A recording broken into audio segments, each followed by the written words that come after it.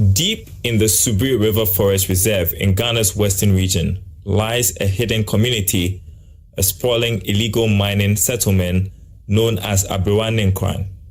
Home to more than 10,000 people, it has grown far beyond a makeshift village. This is no ordinary encampment. It's a full-blown enclave with its own shadow economy, one sustained by child prostitution, drug abuse, counterfeit operations, and suspected human trafficking. In a dawn raid, a joint task force made up of military personnel and the Forestry Commission stormed the enclave. What they expected to be a hideout for about 2,000 illegal miners turned out to be a bustling community with over 10,000 inhabitants, many of them foreign nationals from Nigeria, Guinea, Niger, Burkina Faso, and Mali. This place, it's an eyesore. The place is full of illegal miners with all manner of activities within this community. We've seen incidents of child trafficking, child prostitution, drug abuse, money laundering, counterfeit, you name them. And we are getting nationals from all over the sub-region. It appears this community is a representation of ECOWAS. You can tell that there is no place within the community that they are mining. They are mining in the Subri Forest Reserve. And the effect or the impact of the illegal mining on the forest is very devastating. Among those found were trafficked girls from Nigeria, lured with false promises and forced into the sex trade. Young boys were also discovered, many addicted to substances like tramadol. The team says this is just the beginning. The operation will continue for the next 2 weeks as authorities vow to dismantle the entire settlement and reclaim the forest reserve. It's not going to be a 9-day one, as I said. We are going to be here for nearly 2 weeks and make sure the last illegal miner is ready from this community. As Ghana's forests come under increasing threat from illegal mining, Abrewa Ne Nkran stands as a stark reminder of how deep-rooted and dangerous the crisis has become.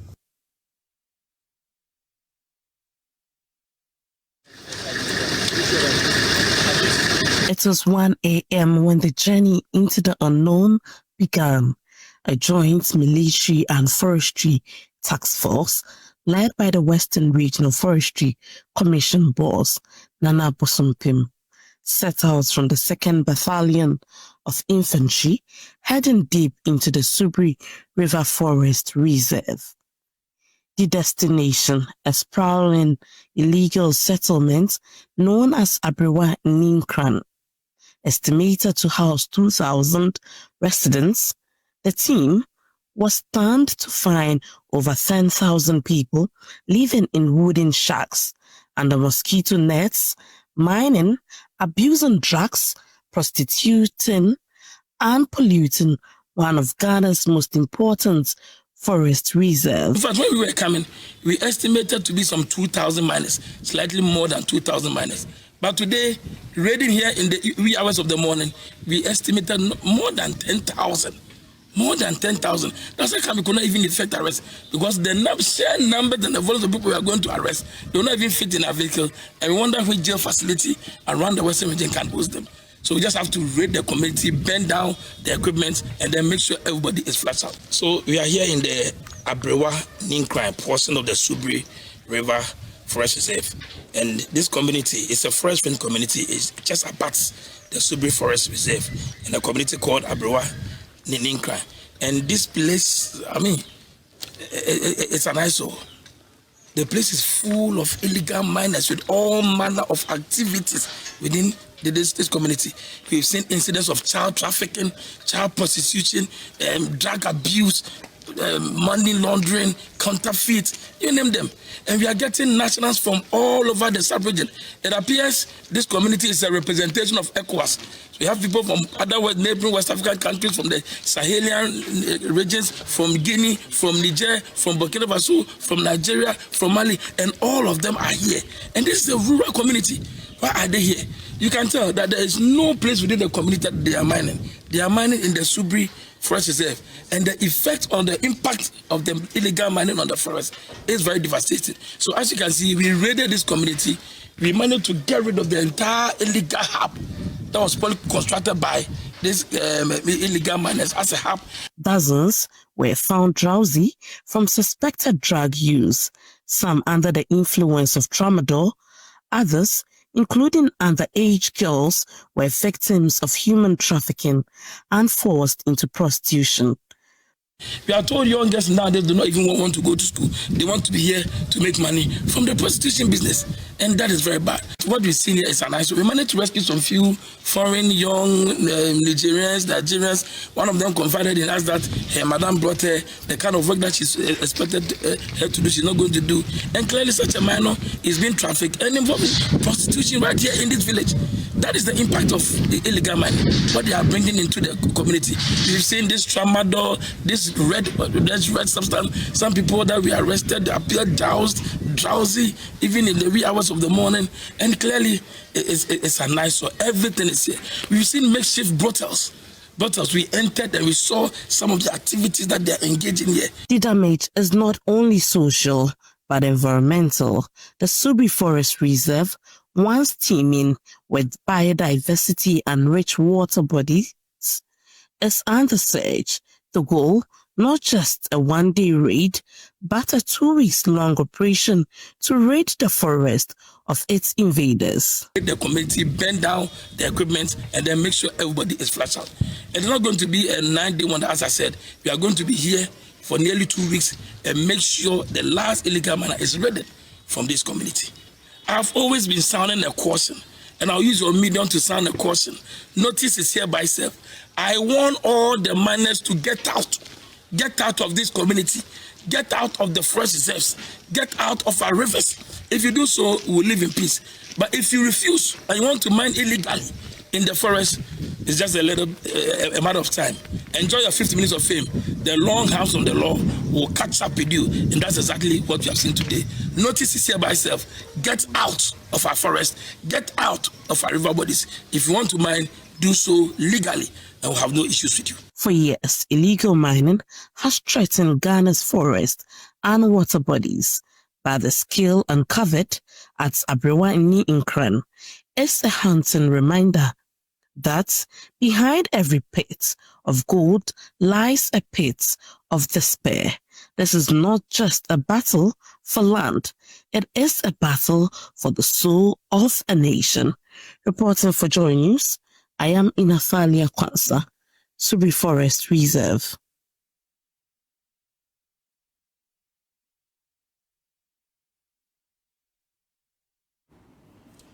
What devastation, and how we ourselves are allowing, this impunity to go on. A 10,000 strong township, and members of the community knew of it, and it has been in existence for God knows how long. But we get into the salient details now. We're joined by our Western Regional Correspondent, Inathalia Kwansa. She joins the conversation just to give us updates on what exactly is happening. Inathalia, what can you tell us? What's the latest on the back of this development? What's that settlement like as of this morning? Yes, Benjamin. So just like we've read listening there, they destroyed the whole community, but unfortunately for the operation team, which went at a point, they ran out of fuel, and so they had to leave some portion of those wooden structures. And so yesterday they went back to destroy the rest of the structures they couldn't destroy. It's to interest you to know that yesterday when they went back to the place, some people had also begun another structure again. So I am tempted to believe that immediately when they finished the operation, the people also went back. And then people that were trading them, food vendors and others, where they had destroyed their tables and other things, burned them into ashes. Yesterday, when the team went back, they had come again to start their business. And so the team, just like they've said, for 2 weeks, they are going to mount that particular sport and then other sports within the Western region. So today, again, I understand from the regional director of the Forestry Commission, Anabosumpim, that they are going back to that enclave to see if indeed people have continued what they destroyed. Because yesterday, as I said, when they went back, some people have also started mounting new structures. And so they are going to be there for the next 2 weeks, including other places that they have also gotten hints of that have a similar structures like this within the Western region, also involve illegal mining, Benjamin. The sheer impunity of it. So these people were sacked yesterday and they decided that they would go back. In fact, some had already started mounting these makeshift structures one more time. This joint, military, group says it's going to be there for 2 weeks. But from where you sit, all the signs then will be pointing to the fact that once they leave, these people will come back, right? So from where I sit, Benjamin, just like the regional manager said, most of them are not even Ghanaians. These people have come in to, settle there. And then from the visuals we had, you saw that some of them were carrying their mattresses and other things that way. So I am sure, I am very sure that if they can really go by what they are saying, that they are going to mount the place for the next 2 weeks and monitor there, they will not come back. Unlike a Galamsey operation that you go, or illegal mining operation that people, the team go and then come back, and then the next morning or the next evening they are there. This one, if they need to build structures and then within 2 weeks there are military and forestry guards patrolling the place, I don't think they would be able to do that from where I sit, Benjamin. Interesting bid. We are now seeing this, but with 10,000 people in the community, it means that township didn't start today. Do we know for how long they've been doing this? Do we have any idea? Benjamin, I cannot tell for specific, but it looks like it's been so long. It's been so long. I cannot tell specific years to that. It definitely has been so long. And Natalia, thanks for the refreshing add-ons this morning. We're grateful for your time. And as and when you have new data or details, we shall come to you as well. MFR, it's interesting, isn't it? Just as we assumed, this must have been there for quite a while. Absolutely, Benjamin. And I'm hoping that we're able to get through to Nana Bosumpim himself this morning to ask questions, because what we're doing is we're destroying the current place, but they will relocate. These are human beings, and they're moving, and they have tendencies of wanting to find a place to just relocate and start alive again. So it's just a matter of taking their mattresses. If they don't build the structures here, just as they found this place, they will find another place. So what are we going to be doing? Man guarding what? Selling locations? Are we worried about where all these 10,000 people, if not all of them, at least half of them, where they are moving to? We've also said that some of them they're not Ghanaians. These are foreigners. A chunk of them. Nigeria, Niger, Mali, Guinea, Burkina Faso. And they are here destroying our land. So where are they? Between yesterday or 2 days ago and this morning, where are they? They have either gone back to integrate with other communities, or they're starting another place again. And so it's concerned. And have we even found whether or not they have a leader for such communities? If you don't have a local chief, they have somebody who is their go-to person. What's their story? How did they start it? I mean, there must be a reason for this, because this impunity cannot be this much. But let's go on Zoom. And before we go to Aulasawa, she is founder, eco-conscious citizen. We'll come to you, Aulasawa, and thank you for joining us this morning. We'll start with Dr. Mr. PJ, Professor PJ. Thank you, Prof. Professor PJ, it's a law lecturer, University of Ghana. Thank you for joining us this morning. Now, earlier, we've been just tossing the idea, Prof, that the current government seems to want to go a certain route. That if we arrest foreigners who are engaged in illegal mining, they're tempted to want to deport them instead of, having them go through the punishments in this country. We've seen about 10,000 people today who are suspected to be illegal miners, some of them engaged in prostitution, drug abuse, other forms of crimes that we have reported this morning.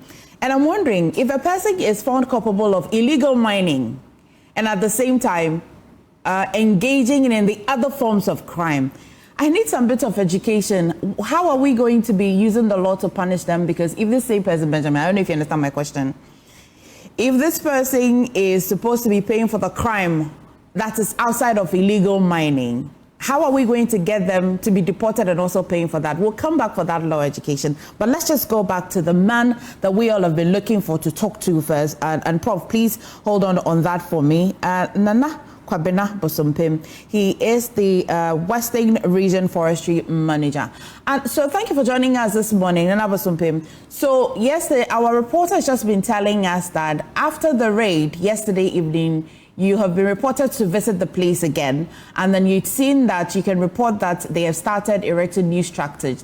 What can you tell us as the current situation now? Yes, good morning to you and good morning to your viewers. It's a pleasure having me. Yes, it is true. The operation started early hours of Monday morning, around 12 midnight. We left our station and then got to the community around 3 a.m. And at the end of the rounds at 10 a.m., we've been able to rid the community of all the illegal miners, and we've gotten rid of their slum. In fact, people refer to the place as a community. It is not a community. It is a completely illegal settlement with wooden structures, wooden planks, plywood, whatsoever. And it's a slum, a complete slum. There are no elders, there are no opinion leaders, just run by a gang they refer to as bulldogs, a heavily built macho-men.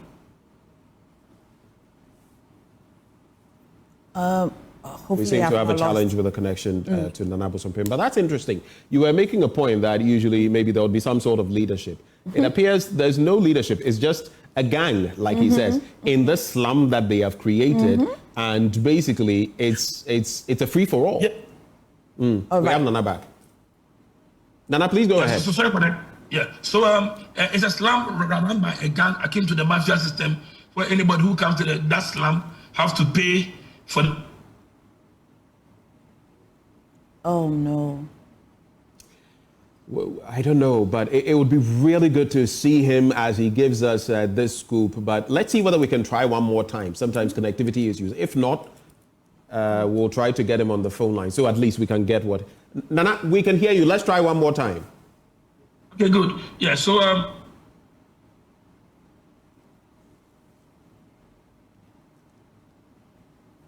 I think we'll try the phone lines. We'll work the phone lines to get Nana Bosompim back. But did you hear what he said? Yes. Kind of like the mafia. Muscled men. You get it? I mean, where will we start then? How will we start? It is illegal. Yeah. It is criminal what they are doing, and we should deal with the situation. But since Nana, we're trying to reconnect with him, can we go back to... Let's go to Prof. Prof, good morning again, and thank you for holding. And so, well, first of all, let me take your initial reaction to the story, and then we'll break it down as to how, if we can't even find the leaders of, if we're allowed to use a gang for now until we're able to find a better way to describe them, where will we start? But let's take your initial reaction to this. Thank you. Well, a good job done by the joint military police task force that went into that community. But Nana Bosompim's description that there's no leadership is totally untrue. Well, maybe they will do further work, but when they do, they realize that, as he rightly said, there's a mafia form of operation taking place there. This is the next stage of the Galamsey practice, which I describe as leading to a Galam state, because these are people who are now occupying territories and operating a parallel form of government, if you like, in these communities. People will pay to enter the community. They bring in different actors to play different roles so that the community can function.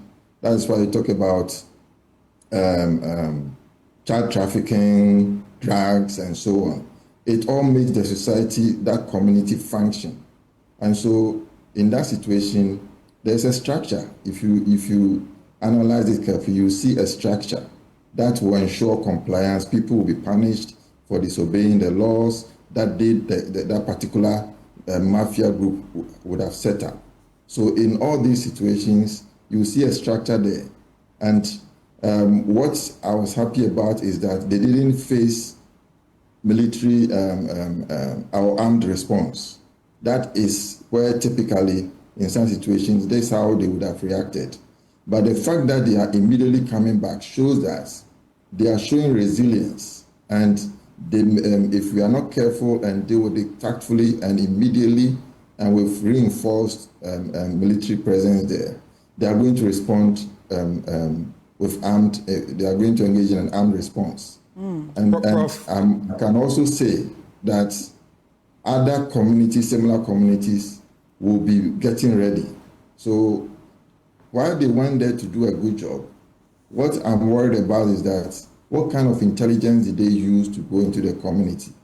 I think that would have made them better prepared.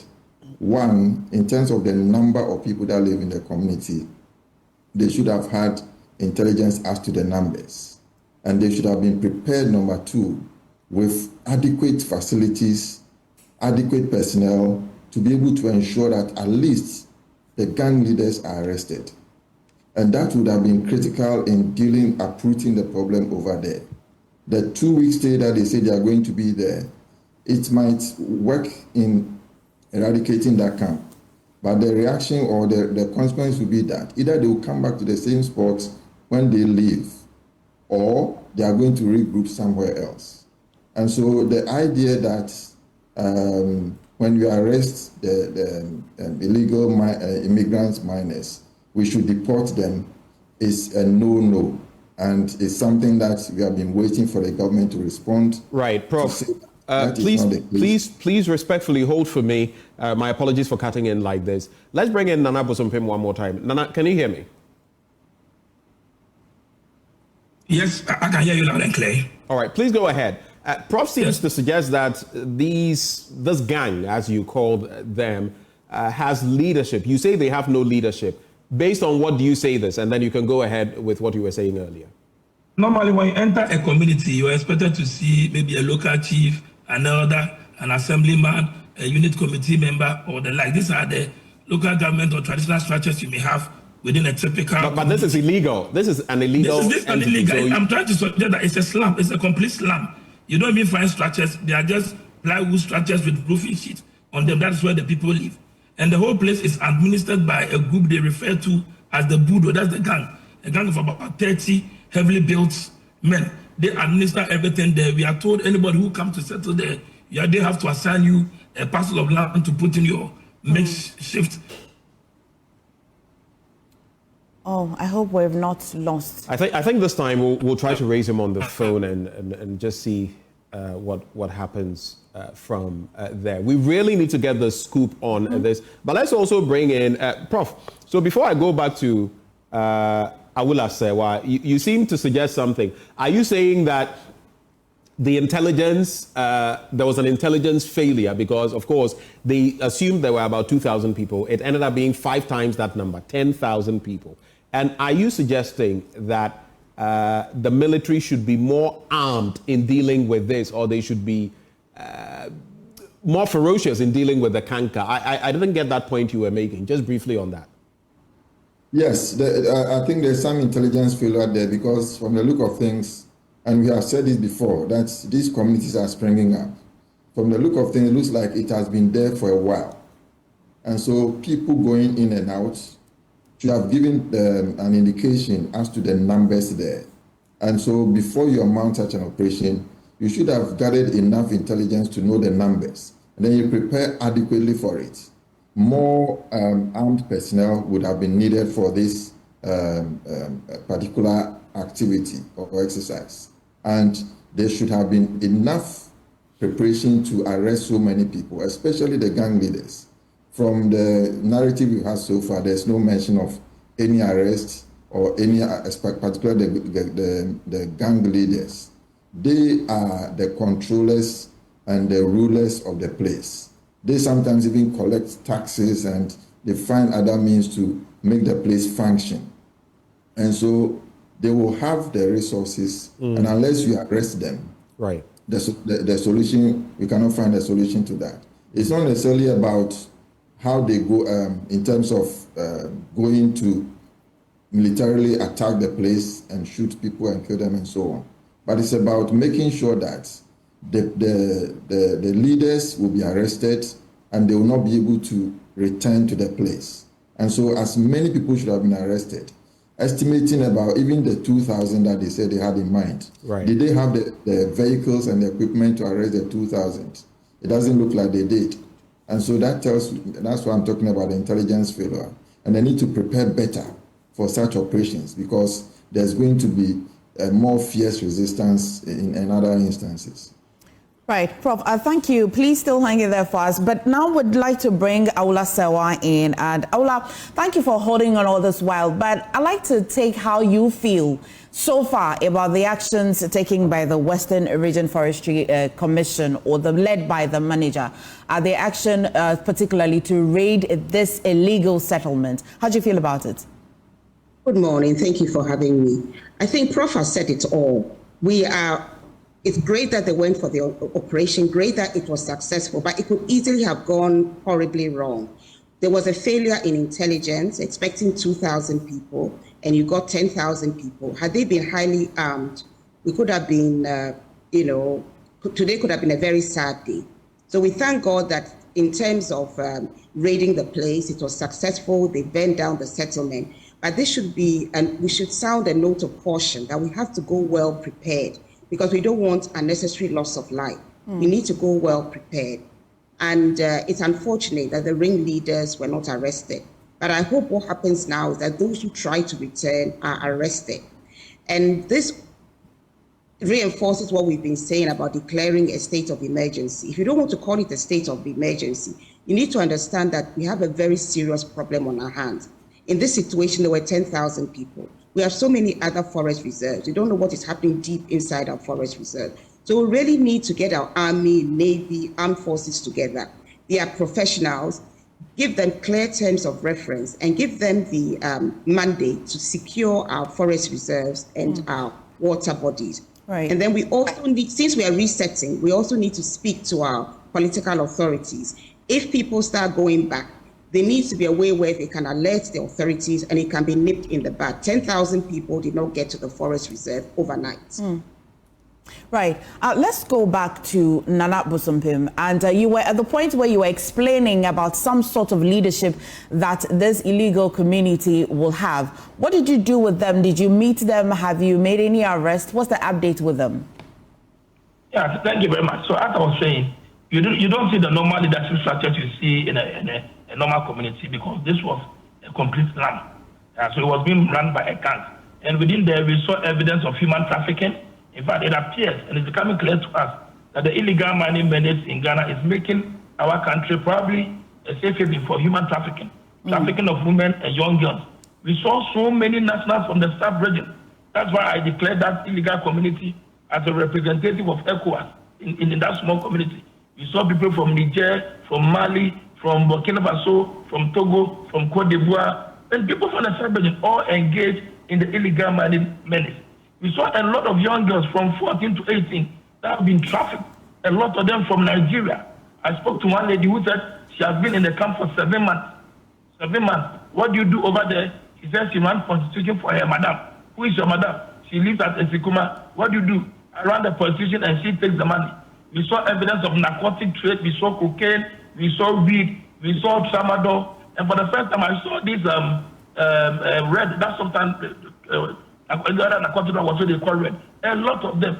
You open a box and they keep dropping. Nana, and that is the situation within the community. Right, Nana. My curiosity. You not only saw these people engaging in one illegality of Galamsey. You are suggesting there's child trafficking, prostitution. You are even seeing them with contraband, cocaine, and the rest.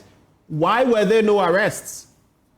In fact, these were not people we saw holding these things. It was after they fled and we raided the camp. In the course of destruction, you break down a wooden structure, you go in there, and these are the substances you are seeing. So it's not a case of there was somebody holding it and we caught the person. No. When they saw us in the operation, the whole place went into some chaotic situation. People running, we saw women, children, a lot of people. In fact, we were struck at the sheer numbers of people we saw.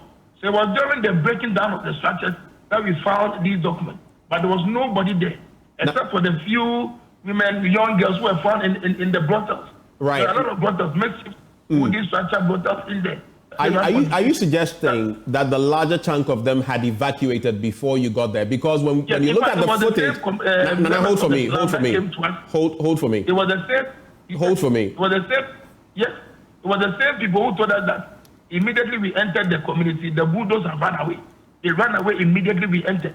We didn't know exactly where they were. But the whole thing is a slum.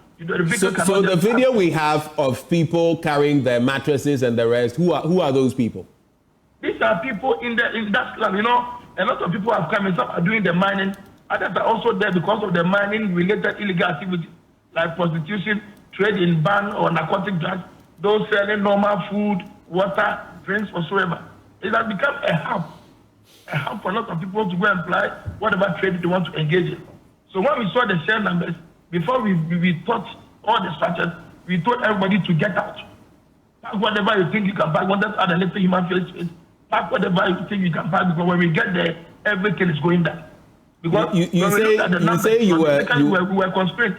You were giving it. Even 500 people, there's no way our vehicles could have completed, because our vehicles went fully packed. Nana, please, let's have a conversation so that we can get the information we need. You say all these people were there. 2,000 was the estimate, and you went and met 10,000. Do you think that was an intelligent estimate? It's not an ideal estimate at that moment, but when the whole place turned chaotic, we were just standing at a distance trying to estimate what we are seeing. And we did a little drone flight within the community, and it was shocking. The number, it's just a rough estimate, but they were many. Do you know, before MFA comes back in, do you know of, we've been told that there are other such settlements in that specific forest reserve. Do you know of any other such, illegal communities within that ecosystem? Exactly. We were in one community called Abrewa Ne Nkran. Then I think just some few kilometers from the Abrewa Ne Nkran, we went to another village, another slum called Jerusalem. That is even more worse than the videos we are seeing, because there were more people and it was a more bigger slum. But before we got there, it looked like they had a hint of what has happened in the nearby slum. So we saw people moving en masse. We saw the tricycles, cutting mattresses, people were moving. And we happy people were just leaving the community en masse before we raised out the entire community. In fact, this morning we heard of another third community around Wasan Cry. That's my officers are on the ground. They're almost getting to the site to assess the situation and see what we can do over there. Nana Bozompim, let's talk about the numbers. How did you arrive at the 10,000? I mean, I hear you mention that it's an estimation, but yes, now we're dancing between. I'll take an estimation of the 20,000, right? So no, you estimated that 2,000. You estimated 2,000, and then you actually met an estimation of 10,000. That is quite that's a number. How did you arrive? I know it's an estimation, but what and what did you put together to arrive at this 10,000? In fact, when we went in there and we started the operation, I think people got think of it and the people started coming out. At that time, we were doing some drone mission flights to assess what is happening, to look out for people who may come on us with weapons whatsoever. But then the numbers that we saw that dawn, in fact, it was like a crowd that no man can number. So myself with the military commander, we were just at the corner flying the drone, trying to estimate what are we seeing. You move to this corner, you can't count them. You move to the right corner, you can't count. You move to the southern corner, and there are huge numbers of people. And we said, no. This is not what we gathered. To be the number, we were expecting 1,500 to 2,000, but this figure is astronomical. So I consider it may not be exact because we couldn't count them one by one. But the numbers of people that morning, it was shocking. It was to our utter dismay.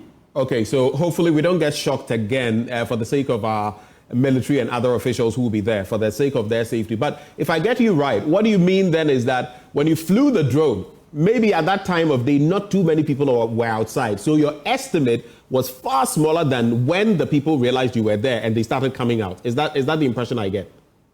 Oh, I think it was when they started coming out that we actually launched the drone.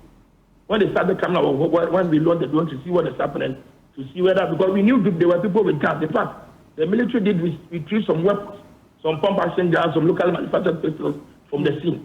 So we had intelligence that people are coming with weapons. So we wanted to see what is happening so that we know how to organize our men on the ground. But what the numbers are, these were civilians, not gangs whatsoever. And women dominated, children dominated. You saw people who we would describe as pure illegal miners, and you look to the right, you look to the left, you look to go, you send the drone forward, send the drone backwards, and these are the numbers. You say we should be careful, allow them to leave if they are living on their own volition. So we start running the cost, leave the community, leave the slum, so that we can act.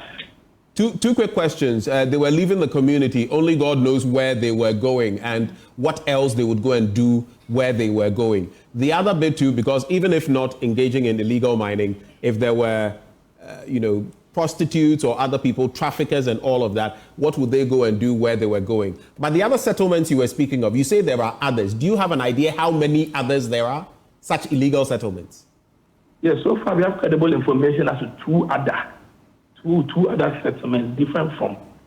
So there's Jerusalem and which one? There's Jerusalem and which other one? Yes, we went to Abrewa Ne Nkran. Then we went to Jerusalem. Now we are hearing of another community called Wasa Nkran. Wasa Nkran. Wasa Nkran, yes. We haven't been there. So when we get there, we'll give you that situation. Okay, we're going to go to Prof shortly, but quickly before we go to Prof and Awula Sewa. So I like to think you're quite familiar with the forest area. This is quite a number, and Benjamin says he's quite worried. God knows where they're going. In your estimation, where do you think they would be going, and how far would they have gone to? Because you mentioned that you're going to be man guard in this particular area, Abrewa Ne Nkran and Jerusalem together. Now, in 2 weeks, you're going to be man guard in that area. Beyond that, where do you think, how far do you think they're going to be going, considering the job that they do, the illegal mining particularly, and other things that they're engaged in? Do you have any estimation where they will be going? In fact, I may not know exactly where they'll be going, but listening to the people, in fact, we went close to them, we talked to them, where did you come from? We found people coming from the upper east, people from the upper west, from the Savannah region, from the northern region. They are there in their numbers, in addition to people from the sub-region. You find people who will tell you we are coming from Seri, we are coming from Dabuase, I'm coming from Ashanti region, thereabout. When they left the community, it was in a rush, it was an operation, everybody was running, they feared for their lives. We do not know exactly where they were going, but at least they left that slum. They left that slum. They want to sustain this operation by keeping officers there on the ground. And then there's a second thing that will be periodically patrolling these communities. I think we should be able to sustain it if you have the necessary financial and logistical support to keep our men there. I'm planning that if you have the resources, we should be able to camp there for some time. And then once everything is camped, our men retreat and we go in intermittently or periodically to check what if any evidence of rape building or some illegal camps. They will leave it in the bag immediately.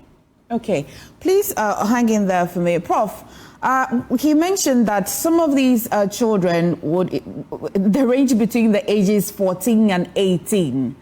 I acknowledge the fact that most of them are not Ghanaians, but what shall we be doing with them legally if they're engaged in such crimes and they are under some leadership? What will we do with them? He's just mentioned that they've migrated, but if we're to find them, what can the government do? Are you talking about the children? Yes, the children particularly, because he mentioned between 14, well, 18 they would be of age, but between 14 and maybe those who are younger than 14. Yeah, it's an unfortunate situation, and we know child trafficking is a very common phenomenon within the sub-region. Child trafficking falls under transnational organized crime, just like all the other criminal activities that they found taking place on the ground. And so it is an interconnected practice, set of practices that take place where there is one particular organized criminal activity ongoing. That is one reason we call it organized crime. So when you have such a situation and children are involved, there's a particular UN provision treaty dealing with that, particularly women and children. They need to be rescued. And so it becomes a responsibility on the government of Ghana to ensure that those people are rescued, the children are rescued, they'll be interviewed to know where they're coming from. And the interview will cover the extent to which they may have been involved in any criminal activity. Most of them may have been lured into these activities, and therefore they may be innocent players in the game. But some may also be actually part of the organized scheme that take part in this activity, we need to look at their profile, their background, and so on. And those who are found to be foreigners, they can be sent back home to their countries if they are found not to have been criminally engaged and they're able to trace their where they come from. But those that are criminally engaged, they should not be let go, because the law actually makes it clear that they have to face the law. And so we have to use the juvenile the law dealing with juvenile crimes to be able to ensure that they face justice, and then which calls for rehabilitation and so on. Right. And so that brings to question the issue of the statement made by the Minister of Interior that when you arrest the foreigners, deport them. That is not what the law actually says. Of course, the Minister of Interior has the power to issue an executive instrument ordering people to be deported. But the Minerals and Mining Act is specific, that there's an exception to that, the powers that the Minister of Interior is given, in the sense that such people arrested need to be tried and sentenced to serve any other term of imprisonment or any punishments that the courts will impose on them, after which, according to the Immigration Act, they can be or they should be deported. And I think that is a good law for the country, and the Minister of Interior cannot use the powers that he has to deport people to do that. And I think we have precedents on that. Aisha 1 still stares us in the face. And so coming to realize that these people are within the communities, these people have created mafia groups in the camps, and they are controlling this particular Galamsey issue that we're talking about. Then it confirms the case we've been making over at least the past few months, if not years, that we declare a state of emergency. It is very, very critical, because what they want to do at the forestry people and the military want to do at the Abrewa Ne Nkran place, it tells you that we need to properly organize ourselves before we go into such enclaves. And we need to get the intelligence right. We need to get ready to the people who arrest.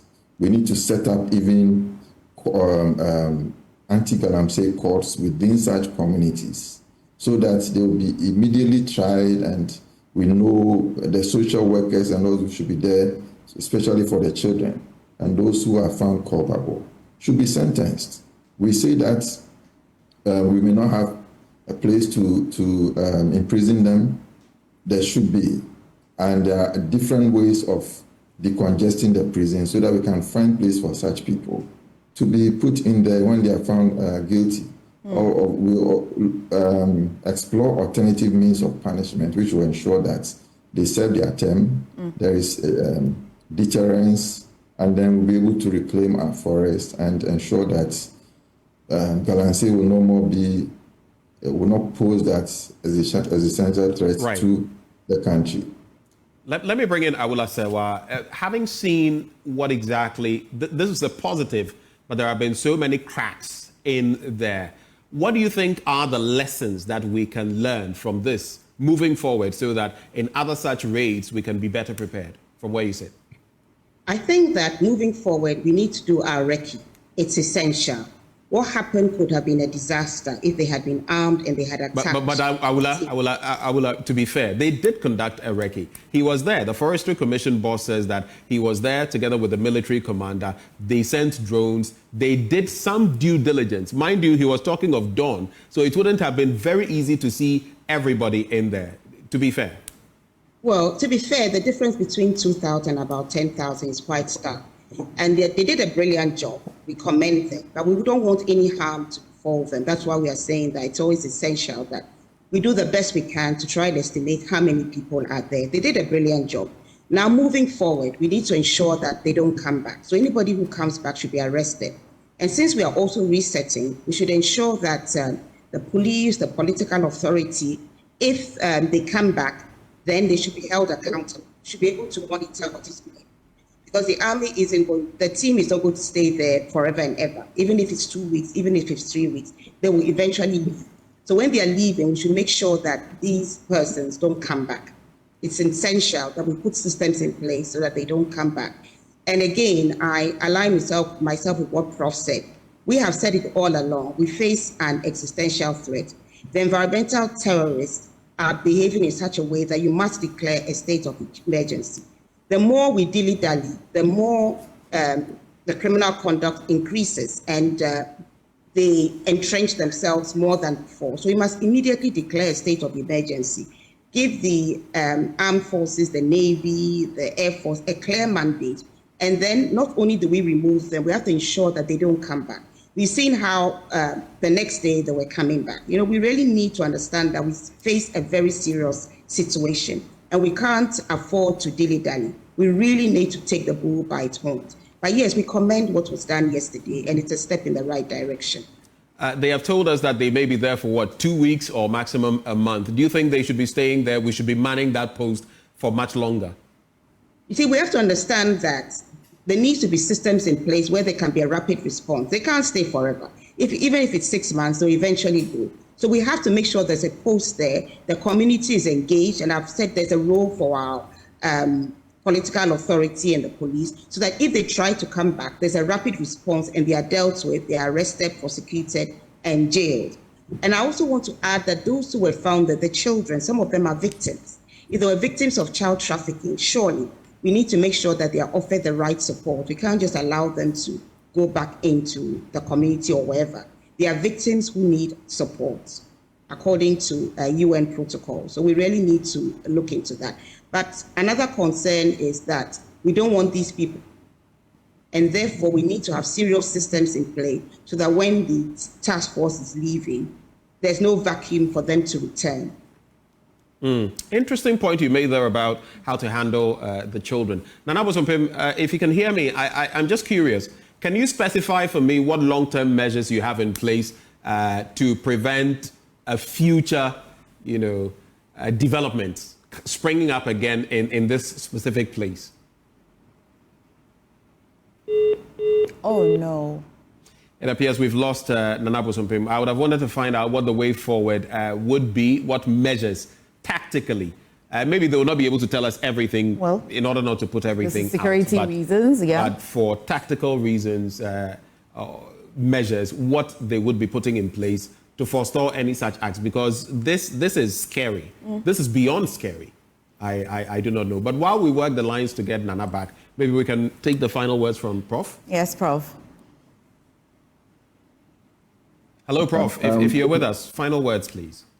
Thank you. Well, I think that the operation that took place and the so-called discovery that came out of it clearly confirms the position of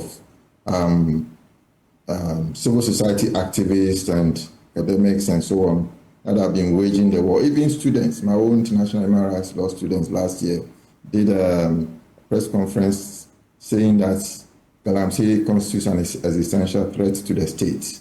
We need to declare the state of emergency. That is the best solution to this problem. But the dilly-dally from the government tells a story that when governments come to power, they can be easily compromised. And that is where state capture comes in, and where Galamsey evolves into a Galam state. Now we are seeing mafia groups springing up, and they are occupying territories. They have identifiable membership, and they occupy territorial space, and they perform parallel governmental activities. That is the scary part, and that tells us that we are moving, we have entered the Galam state, and if we don't deal with this matter, it may lead to even a failed state. So we need to sit down and act as soon as we can.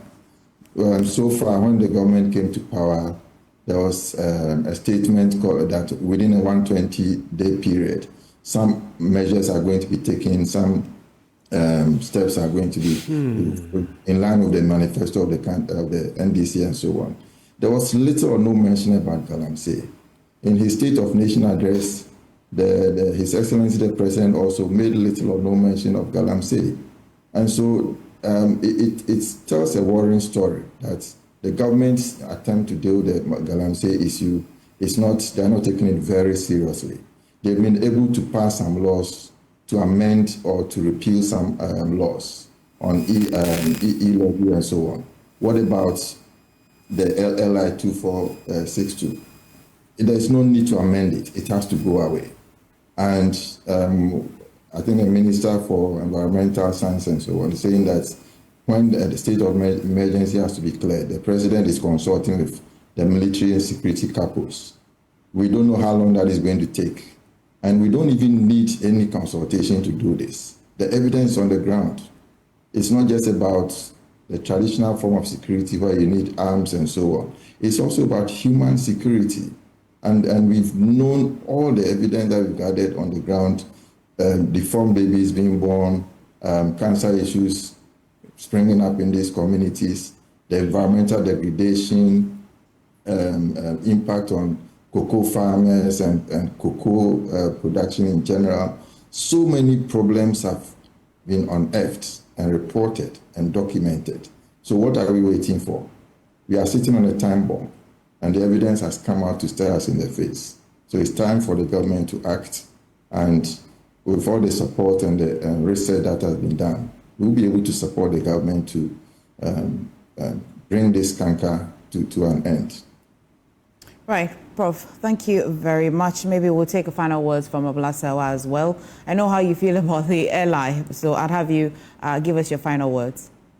Well, what I'll say is that in the run-up to the elections, His Excellency the President categorically said that he will repeal LI 2462.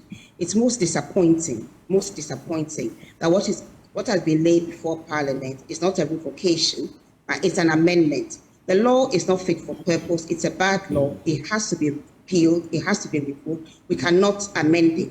And that is being slightly disingenuous. And also, I'd like to point out that we face an existential threat. We've talked about the rise in kidney disease, maternal deaths, and deformed babies, and so on and so forth. Our food being contaminated. Water is life. Our water is being poisoned. So we cannot afford to be dilly-dallying. We also face national security threat, 10,000 people in the forest. We don't know what is pertaining in our other forests. We really need to take the bull by the horns today. Stop dilly-dallying, declare a state of emergency, and be strategic. And also, since we are resetting, the DCE should be, and the police command should be held accountable. If these environmental terrorists are there and you don't know they are there, you might be sleeping on the job. So therefore, if they start regrouping and you don't send the word so that the task force can come and remove them, you have to be held accountable. This is the only way that you have the political authority and the police command being vigilant about ensuring that our landscape is not being invaded by the environmental terrorists. And I need to add that even our cocoa is found to contain mercury and other things. What are we going to export? The peasant farmers are at risk of losing their livelihood as a result of illegal mining, and we are still sitting there. As Prof said, what was important to us, the e-levy, the betting tax, we're able to repeal them. Are we saying that fighting illegal mining, irresponsible mining, which is killing Ghanaians, is not as important as the e-levy? Our priorities are misplaced. That's all I can say. Thank you for joining the conversation. It would have been good to get that final bit from Nana Bosompim, but it doesn't appear we can do that. Awula Sewa is a founder of Eco-Conscious Citizens. She joined the conversation. Professor Appiagyei Etua is a law lecturer at the University of Ghana. We also had Nana Bosompim, Western Regional Forestry Commission manager. And we also had our very own Western Regional correspondent, Inathalia Kwanza, joining the conversation. Don't you forget, the AM show is proudly sponsored by Waylead Properties. We provide quality housing at an affordable cost and with a flexible payment option. You want to stick and stay? We have more conversations coming your way right after the break.